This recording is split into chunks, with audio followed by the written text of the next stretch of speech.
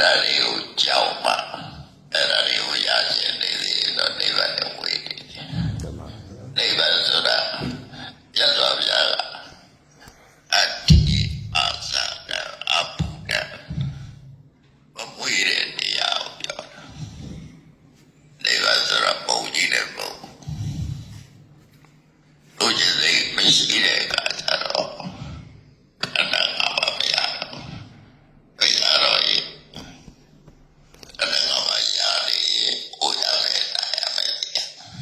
လူတိုင်းကယောဂဝိရဏတွေကြားတဲ့အသေးကြီးလာဆုံးရှုံးမှုတွေနဲ့နောက်တော့ကျတော့ဘဝကိုဆုံးကြ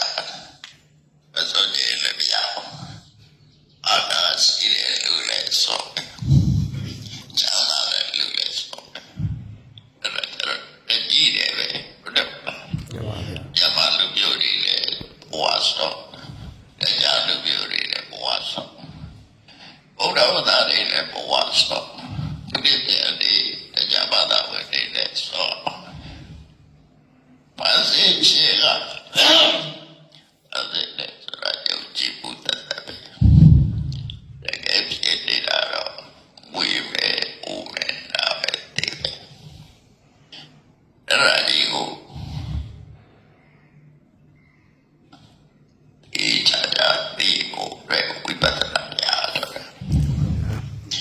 ဝိပဿနာများတော့တဲ့ဆိုတာခန္ဓာငါးပါးရဲ့ဒုက္ခကိုအမှန်သိအောင်ရှုမြင်အသိဉာဏ်နဲ့ရှုမှတ်ဘုံတို့မသိဘူးလားဆိုသိတယ်ကိုသိတယ်ဆိုလူကြီးစိတ်ပြပြသွားတော့မသိလူကြီးနေတော့ပဲပေါ့လောက်တော့ကရောက်နေတယ်အိမ်မကောင်းလို့သိရတယ်လေပြန်နေကောင်းလိုက်ပဲလို့ပြောနေတယ်ဟုတ်တယ်မလားနေကောင်းလိုက်ပဲလို့ပဲပြောနေတယ်အဲ့တော့ဒီဘဝပြောစရာမရှိတော့ဘူးဆိုရင်နောက်ဘဝကောင်းတာတွေပြောပြန်တယ်အမြောင်းနဲ့လွတ်တာရှိပါမရှိတာ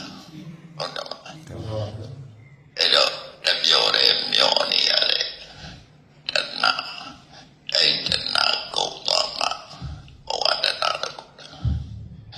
ဘုရားဟောတဲ့နိဗ္ဗာန်ကိုကမ္ဘာမှာရခိုင်တော့တွေ့ကြည့်လိုက်ဒီရခိုင်တော့သဘောပေါက်ဖို့လို့အဲ့ဒီသဘောပေါက်တာတော့ဖြစ်ချင်တယ်လို့ပဲကိုပြောတာတရားပြပါတရားဖြစ်တယ်တော့ဘုရားဝါဝင်နေတော့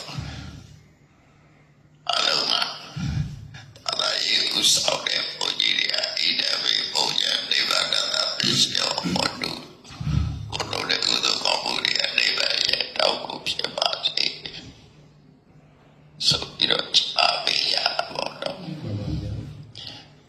ဆိုရဆိုတဲ့နေတဲ့ဆုံးလိုက်ကြနိဗ္ဗာန်လိုချင်လာအောင်ပါကြည့်ရဘဝဒုက္ခကိုကြည့်ဒုက္ခဆိုတာဒုဆိုတာကဲကဲခါဆိုတာလက်ကပိုကဲကဲချစ်ဘယ်တော့စီရတယ်လို့ပြောကြတာလက်ကပိုကဲကဲချစ်လက်ကပိုမကဲအဲ့ဒါဒုက္ခလို့ခေါ်တယ် difficulty accept ကိုမကြိုက်တာဒီပေါ့ဒုက္ခဆိုတာတော့ easy to accept ဘာလဲကိုလိုက်တာဟိုအဲ့ဒီတဲ့အချိန်မှာဆိုအေးလေးချင်းလေးလူလိုက်ကြိုက်အေးနေတဲ့အချိန်ကျတော့လေးချင်း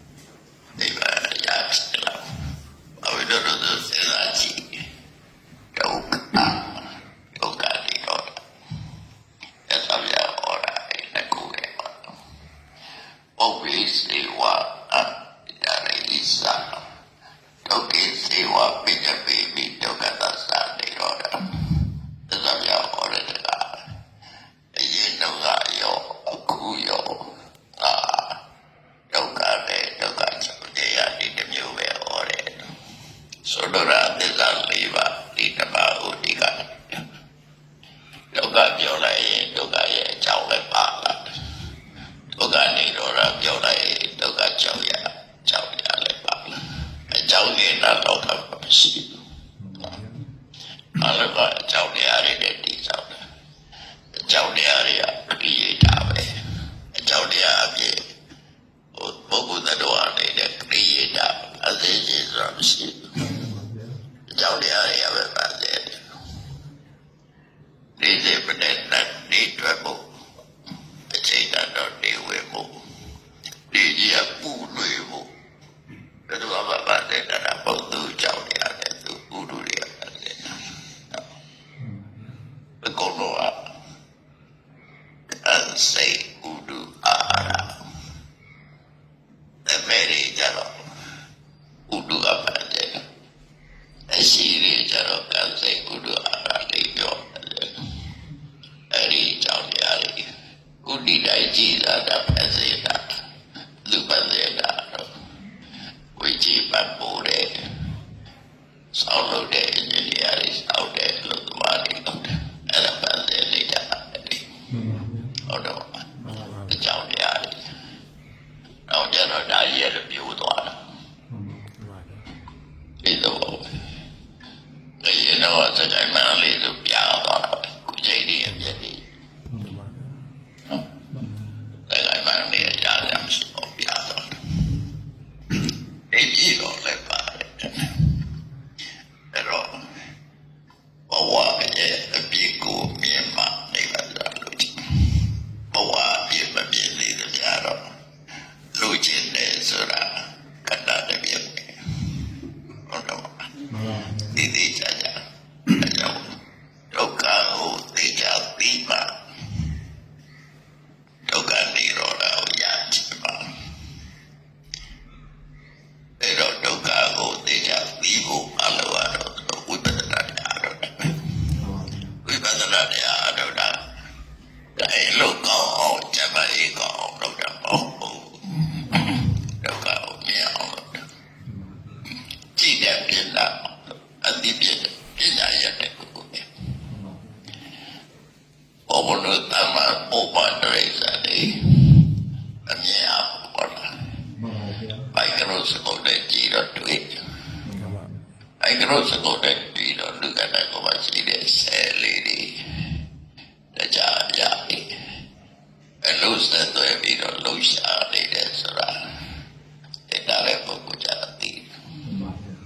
လူရဲ့ကတ္တကိုဆဲလေးတွေဝိနည်းစိတ်လောက်ဆိုအော်ဒီရောက်အတိဒီပေါ်လာဒီရလူအတိတိုင်းနေတာပေါ့ဘုံမနောရမတိကြဘူးပေါ့အဲ့တော့လူကတပြေးပြေးချင်းဟိုလာအဲ့ဒီစေရီယာတဲ့ပြပြသွားပြသွားစားပေါ့အဲ့ဒါတော့လူတွေဘဝကိုဘယ်လိုကြိုက်တော့ဆယ်လေးတွေ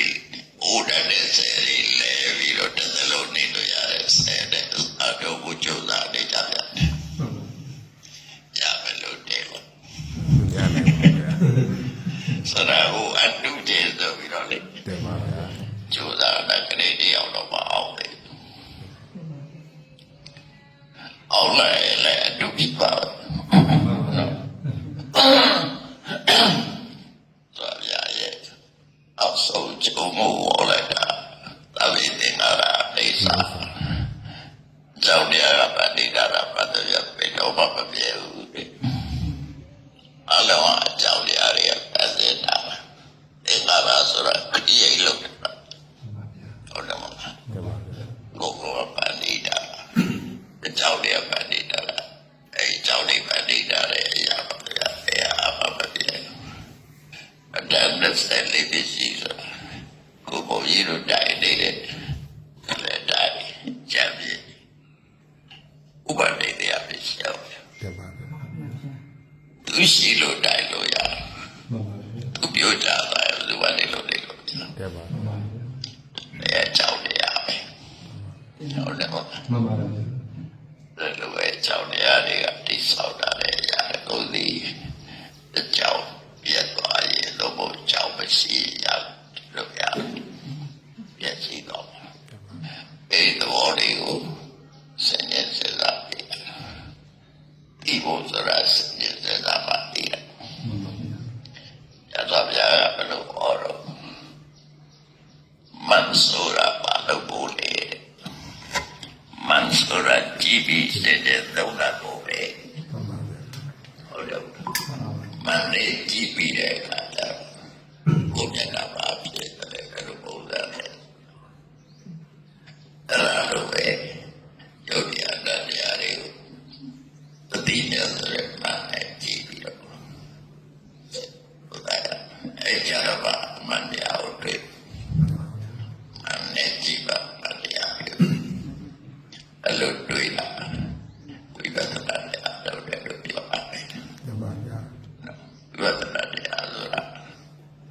ဘာကိုကြည့်တယ်လို့ရှိရင်အိမ်မှာနေလဲတော့ရအဲ့တရားပါပဲပြည့်တော့ရသမထနဲ့မတူသမထတော့စိတ်ကြီးရရွေးရစိတ်ကြီးအောင်လုပ်ရမယ်အာယုန်တစ်ခုတည်းပေါ်မှာစိတ်ကိုအားတယ်ဝိပဿနာလို့စေတာဝိပဿနာဆိုတာစေတာဝိပဿနာဝိဆိုတာတူလူကြကြပဿနာရှုတာဆိုတော့အာယုန်တွေကိုရိုးစုံမြောက်ဒီကိုအကျဉ်းချုပ်လိုက်ရင်ရပါမပြေပါလားပြေတာဝိပဿနာအလုံးအကျဉ်းတာဆက်မကောင်းဘူးလို့ပြေတာဝိပဿနာကိုပိုက်တာတကူမှမရှိဘူးပြေတာဝိပဿနာဒါကြောင့်နှစ်ချုပ်လိုက်တော့အနေစာဒုက္ခအနတ္တအဲ့ဒါကိုရှုမြင်တာဝိပဿနာလို့ခေါ်တယ်အဲ့တော့နေလိုက်ရှုတော့နေကြတဲ့အခါနိဗ္ဗာန်ဆိုတာဘယ်လိုအားလဲလို့စဉ်းစားကြည့်တယ်စဉ်းစားကြည့်ပါသိပါတယ်လို့ကျတဲ့လူရှိတော့ရှိမှာမဟုတ်ဘူးအာသာကဘဝမှာမဖြစ်ရဘူးဆိုတာကြတော့မလို့ရဘူးဘုရားဝါဒရိတာတာဒါကြတာရိဘုရားဝါဒတရားနဲ့ဝေးတဲ့လူတွေပြီးကြည့်ကောင်းကောင်းအပြည့်တော့ရှိကြည့်နေတာ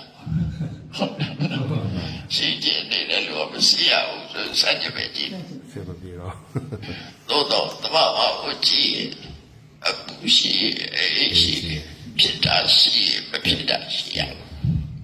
ဖြစ်တာရဲ့ပြဿနာရှိမဖြစ်တာပြဿနာကြရ